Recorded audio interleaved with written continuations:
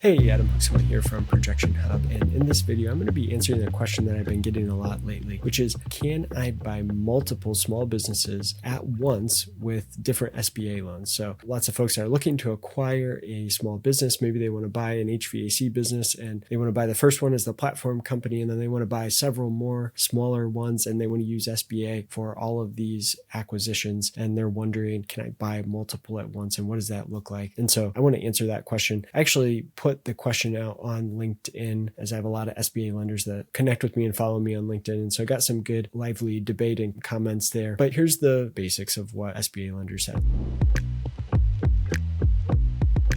So first of all, they said, if this is your very first acquisition, you should probably focus on doing that one right and doing that one well before you start expanding a bunch. So kind of general rule of thumb, general perspective. I don't think it's a hard and fast rule, but general perspective was get the first one under your belt, operate it for a year, get that first tax return, show profitability, show that you figured out the operations, you figured out the transition plan, and that's all worked, and you've gotten beat up a few times and you've overcome it, then, go and start to acquire additional ones from there. So that was point one. And I think point number two is really just, do you truly know that you have the infrastructure and the team in place to be able to manage 2 or 3 or 4 businesses all at once, right? And that transition that happens all at once. And so, again, the point is that it's not actually all that easy to acquire a business and transition it from prior ownership. And there can be lots of issues that come up, and transitions can be hard, change can be hard for the team. And so there's probably wisdom in doing this incrementally. Now, can you have a situation where it makes a whole lot of sense to acquire 2 or maybe 3 at once in rapid succession? Potentially, yeah. And I think an example of that could be where you're not buying a big platform company. So you are starting with 2 or 3 really small acquisitions, trying to create one big enough brand that it gives you the opportunity to kind of support yourself and support the management team that you might want to have in place. So if you buy a small $1 million revenue HVAC business, you're not going to be able to afford to have a full-time controller or a CFO or a CEO beyond yourself as the owner. Like, there's just not enough revenue and profitability there to be able to do that, most likely. And so there could make some good sense here that, hey, we've got a management team in place and we want to be able to grow to the point that we can bring on this management team and support them. And so we really need to get to, call it $7 million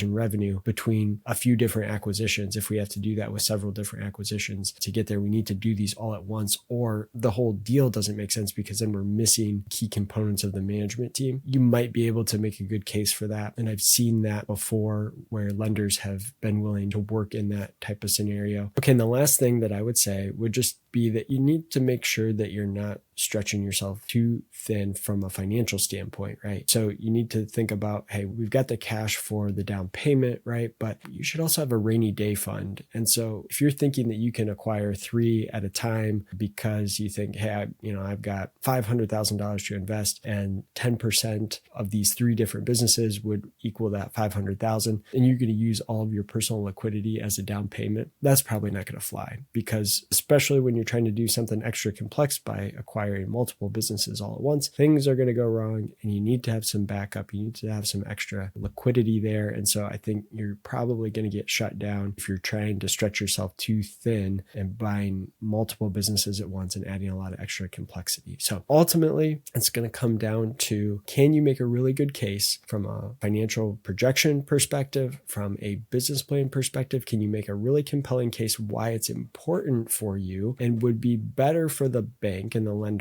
for you to acquire multiple at once? And I think that's going to be an uphill climb, but not impossible in certain circumstances. And so if you need any help in kind of strategizing and thinking through, how can we make this case both from a financial forecast perspective and why it makes sense from the numbers perspective to do this, and then from a management capacity, capability, that you have the capability of doing that, you need to tell that story in the business plan. Feel free to reach out to us. We'd love to help you with that. You can reach out at support@ProjectionHub.com. And if you found this video to be helpful at all as you're kind of thinking through this roll-up strategy on your own, feel free to reach out to me, support@ProjectionHub.com. We'd love to help. Thanks.